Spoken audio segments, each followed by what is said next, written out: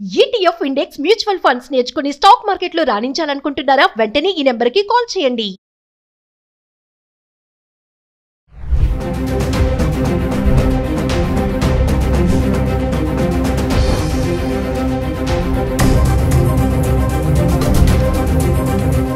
నమస్తే, welcome back to Suman TV. ప్రస్తుతం మనతో పాటు ఉన్నారు analyst, TEDx speaker, legendary award winner in real estate doctor Nandi Rameshwar Rao గారు. సార్తో మాట్లాడదాం. నమస్తే సార్. సార్, ట్రంప్ మనం చాలా వీడియోస్ చేస్తూనే ఉన్నాం. ఇప్పుడు రీసెంట్గా చూసుకుంటే H1B వీసా రూల్స్లో మార్పులు చేర్పులు జరుగుతున్నాయి. ఇంకా డిపెండెంట్ వీసా ఎవరైతే ఉన్నారో వాళ్ళకి కొంచెం టెన్షన్ అని చెప్పేసి అంటున్నారు. డిపెండెంట్ వీసా ఉన్న వాళ్ళు మరి రెన్యువల్ చేసుకుంటే చేసుకోకపోయినా వచ్చే ప్రమాదాలు ఏముంటాయి అంటారు ఒకసారి? ట్రంప్ వచ్చిన దగ్గర నుండి చాలా మందికి గుండెల్లో రైలు పడరు. ఇంతవరకు ఇండియాకి పరిగెట్టి ఇప్పుడు అమెరికా వరకు కూడా పరిగెడతారు. ఎందుకంటే ఆయన ప్రెసిడెంట్ అయ్యి దాదాపు 2 నెలలు hours, I think 20 correct 2 months అనుకుంటా. 21 ఇవాళ 21 కదా. So 2 months correct time set అయింది. ఈ 2 months లో కొన్ని అలజడులు బాగా క్రియేట్ చేసాడు.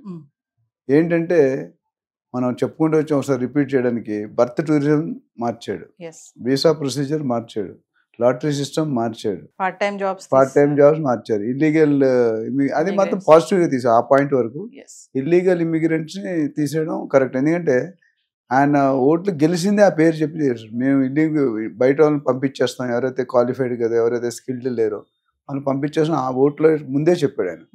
సో అది ఆయన కంట్రీ కోసం ఆయన స్వార్థం ఉన్నట్టు తప్పలేదు. మిగతా కొన్ని డిస్టర్బెన్స్ ఉన్నా ఈ ఇల్లీగల్ ఇమిగ్రెంట్స్ అనేది ఏం చేశారంటే దానికి సపరేట్ ఆయన ఏమంటున్నాడు, మన వాళ్ళకంట ఇతర దేశస్తులు ఎస్పెషల్లీ ఇండియా వాళ్ళు బాగా ఎక్కువ సంపాదించి మంచి పొజిషన్స్ ఆక్యుపై చేస్తున్నారు, సీనియర్ పొజిషన్స్. బిజినెస్లో కూడా కన్సల్టెంట్స్ కూడా మన దగ్గర మన వాళ్ళు ఎక్కువ అరేంజ్, రెస్టారెంట్స్ కానీ, హోటల్స్ కానీ, మిగతా హాస్పిటల్స్ కానీ, ఇంజనీరింగ్ ఇన్స్టిట్యూట్ కానీ, అందరూ కూడా అమెరికన్స్ కంటే మనం బాగా పోయింది. Because our IQ level is very good compare to other literacy in India. North ఇప్పుడు వెళ్తున్నాను నేను, బీహారు, యూపీ చూస్తే లిటరసీ ఉంటుంది అక్కడ 5-10% ఉంటే ఎక్కువ. మనం 90% లిటరసీ ఉంది ఎక్స్ట్రా విలేజ్లు బట్టి తీస్తే. నేను ఒక DLF అనే కంపెనీ లాంగ్ వే ఒక క్యాప్షన్ పెట్టేది, every 4th engineer from America is from India, in America is from India. Every 4th engineer from India is from south, every 4th engineer from south is United UP and AP and Telangana. అది మన history. అంటే ఇంజనీర్కి అంత respect. అట్లనే doctor.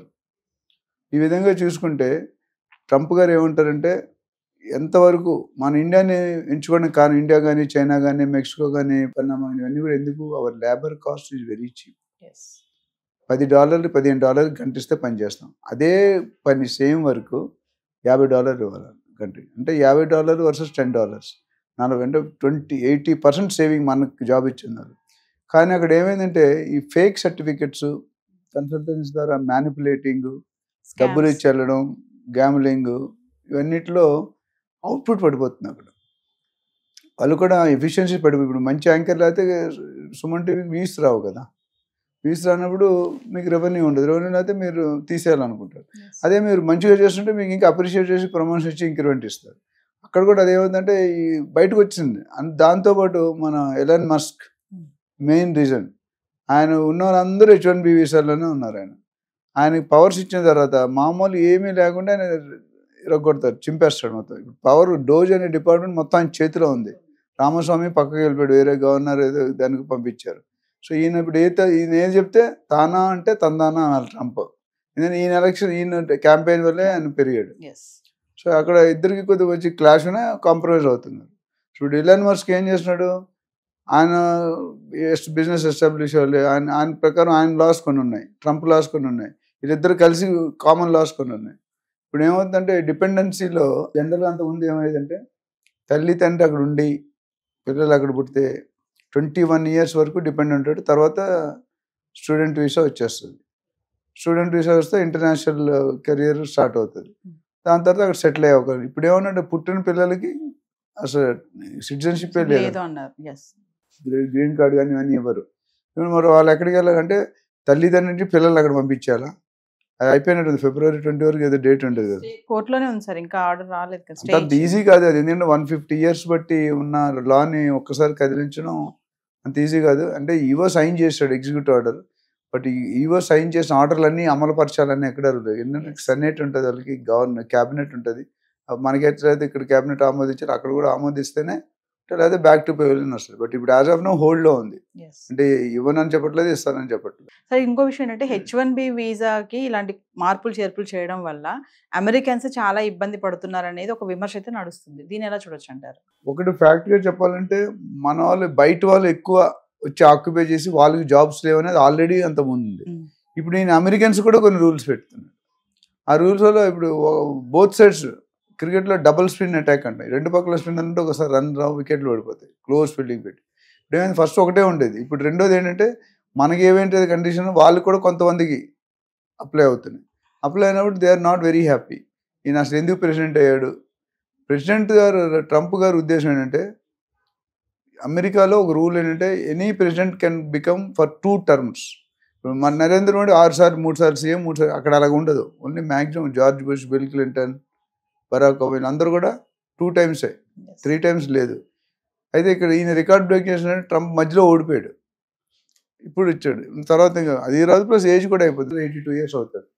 So నేను మళ్ళీ president అవ్వాలను, నేను ప్రెసిడెంట్గా దిగిపోయే ముందు హిస్టరీని రీరైట్ చేస్తాను, అందుకనే 150 సంవత్సరాల చరిత్ర గల పాలసీని నేను మార్చానంటే చరిత్రలో ఉండిపోతాడు. చాలామంది నేను ఒకసారి చెప్తుంటాను మీటింగ్స్లో, మీరు చదువుకున్న స్కూల్కి కానీ కాలేజీకి కానీ మీరు ఎప్పుడైతే చీఫ్ గెస్ట్కి వెళ్తారో ఆ రోజు మీరు ఆనందంగా ఉంటారు. మీరు జేడి లక్ష్మీనారాయణ చెప్తారు, ఇది IPS ఆఫీసర్, మీరు ఆటోగ్రాఫ్ అడగడం కాదు, మీ ఆటోగ్రాఫ్ అడగాలి. మీరు జనంలో ఒక మెంబర్గా ఉండకూడదు, మీరే రీజన్ అయ్యి జనాలు మీకోసం రావాలి. ఈ పాయింట్ చూసుకుంటే చాలా ఇంపార్టెంట్. అంటే లైఫ్లో ఏదో సాధించినట్టు. మన స్కూల్కి మన చీఫ్ గెస్ట్ అంత అదృష్టం ఎంతమంది వెళ్తారు? కమింగ్ బ్యాక్ ఏంటంటే ఈయన ట్యాక్స్లు ఇంపోజ్ చేస్తాడు ఇండియన్ గవర్నమెంట్. ఇండియా వాళ్ళు చేస్తాం కాబట్టి మేము కూడా పెడతాం, వీలైతే 100% పెడతాం. అంటే బయటికి బాయ్ అయినా లాన్ అన్న యుద్ధాలు జరుగుతూనే ఉన్నాయి. కనిపించిన మహాభారతం యుద్ధాలు ఉంటుంది కదా, అటు కురుక్షేత్రం అట్లా ఉన్నదన్నమాట. సో ఓవరాల్గా చూసుకుంటే students are not happy, H1B visa are not happy, employment already కొన్ని వేల మంది లిస్ట్ అయ్యారు. లాస్ట్ టైం 18,000 కొంతమంది వచ్చేసారు, ఇంకా కొంతమంది వస్తున్నారు. రానున్న రోజుల్లో లాస్ట్ టైం మాట్లాడుకున్న 54 లక్షల్లో 18 లక్షలు ఇల్లీగల్ ఇమిగ్రెంట్స్, చదువు లేకుండా, స్కిల్ లేకుండా, నాలెడ్జ్ లేకుండా, ఫేక్ సర్టిఫికేట్స్ పెట్టి. అది చేయకూడదు. నాకు ఇప్పుడు ఇండియా కూడా ఒప్పుకుంది తీసుకోండి, ఎందుకంటే జెన్యూన్ రీజన్ చెప్తున్నాడు ఆయన కొద్ది క్రాక్, కొద్ది నాటి అయినా ఆయన దేశం కోసం ఆయన కష్టపడంలో ఎటువంటి తప్పు లేదు. అయితే ఈయన తీసుకున్న యుఎస్లో ఎకానమీ బట్టి మిగతా కంట్రీల ఎకానమీ డిపెండ్ అయి ఉంటుంది. ఇప్పుడు చాలామంది ఏమన్నారు, ఇంకా ఇలా జాబులు తీసుకుంటూ పోతే నెక్స్ట్ పరిస్థితి ఏంటి? ఈ జాబులు అప్పుడు వాళ్ళకి ఆల్టర్నేటివ్ ఏం చెప్పాడు, మీరు లీడర్స్ని డెవలప్ చేయండి. ఇప్పుడు మీకు టీమ్ లీడర్ ఉన్నాడు మీ కంపెనీలో, CEO ఉన్నాడు, డిఫరెంట్ పొజిషన్స్ ఉన్నాయి. ఎందుకు? Level of హైరారీ.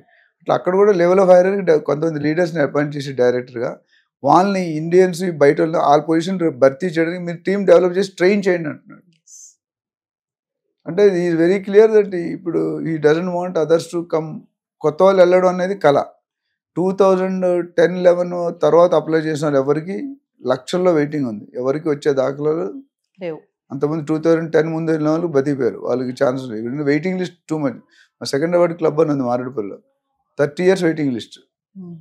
ఇవాళ అప్లై చేస్తే మీరు 35 అనుకోండి, 40 అనుకోండి, 70 సంవత్సరాలు అప్పుడు మీరు ఏవే ఎంజాయ్ చేస్తారు. బట్ ప్రీమియం క్లబ్, ఇండియాలోనే one of the top most club. అక్కడ వచ్చే వాళ్ళు కలెక్టర్లు, IPS, బిజినెస్ మెన్, MDs వాళ్ళు వస్తారు.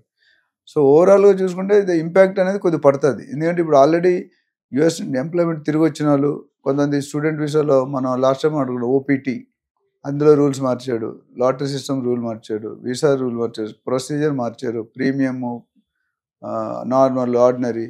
సో ఇవన్నీ చూసుకుంటే ఇంపాక్ట్ అనేది ఇండియా మీద డెఫినెట్గా కొద్దిగా పడుతుంది. ఇప్పుడు ఏమంటారంటే మీరు కానీ ట్యాక్స్లు తగ్గించకపోతే మేము డబుల్ ట్యాక్సేషన్ చేస్తామని చేస్తున్నాం. అట్లానే ఇప్పుడు పెట్రోల్ కానీ, డీజిల్ కానీ, ఆయిల్ ఇవన్నీ కూడా మిగతా దేశంలో ఏవైతే వాళ్ళు ఇంపోర్ట్ చేసుకుంటున్నారో అది కూడా ఇక్కడ డెవలప్ చేయమన్నాడు. అమెరికాలోనే డెవలప్ చేయడం వాళ్ళు తీసుకోం. డెసిషన్స్ అన్నీ ఎట్లా ఉన్నాయంటే కొద్దిగా హార్ష్గానే ఉన్నాయి. సో ఎంతవరకు దారితీస్తుందో మనకు తెలియదు. ఏదేమైనా సార్, ట్రంప్ వచ్చిన 2 నెలల్లోనే చాలా ఆయన పరిపాలన ఏం సరిగా లేదు అని చెప్పేసి అమెరికన్స్ నుంచి కూడా ఒక విమర్శ అయితే నడుస్తుంది. దాన్ని ఎలా చూడొచ్చు అంటారు? ఇప్పుడు అది నేను 100% అగ్రీ అవును. ఒక గవర్నమెంట్ వచ్చినప్పుడు అపోజిషన్ ఎన్నైనా చెప్తారు. ఇప్పుడు మీ ఛానల్సే కొన్ని ఉన్నాయి, పేర్లు చెప్పాం. కొన్ని ఛానల్స్ బీజేపీకి సపోర్ట్ చేస్తాయి, కొన్ని ఛానల్స్ కాంగ్రెస్ సపోర్ట్ చేస్తాయి, కొన్ని ఛానల్ వైసీపీ, ఏదో ఉన్నాయి. సో ఫర్ ప్రో అండ్ రెండు పక్కల వయసు వరుస ఉంది. కొంత అయితే మార్కెట్లో వచ్చి నడుస్తుంది వాస్తవమే, బట్ కొన్ని మంచి పనులు ఎవరు చెప్పట్లేదు కదా, ఓన్లీ చెడ్డ పనులు చదువు. అమెరికా అంటే ఇంతవరకు ఇతర దేశాల మీద యాక్షన్ తీసుకున్నాడు, ఇప్పుడు ఏంది అమెరికన్స్ మీద కూడా యాక్షన్ బౌన్స్ బ్యాక్ అవుతున్నారు. సో దానివల్ల it's not a good sign. But maybe నీకు తెలిసి ఒక 6-7 నెలల్లో పరిస్థితి అయితే అటైనా వెళ్తుంది, లేదా ఇటైనా వెళ్తుంది. ఇటు వెళ్తే బాగుపడతారు, అటు వెళ్తే కొద్దిగా లేకపోతే. You have to wait and watch. Thank you sir. Thank you.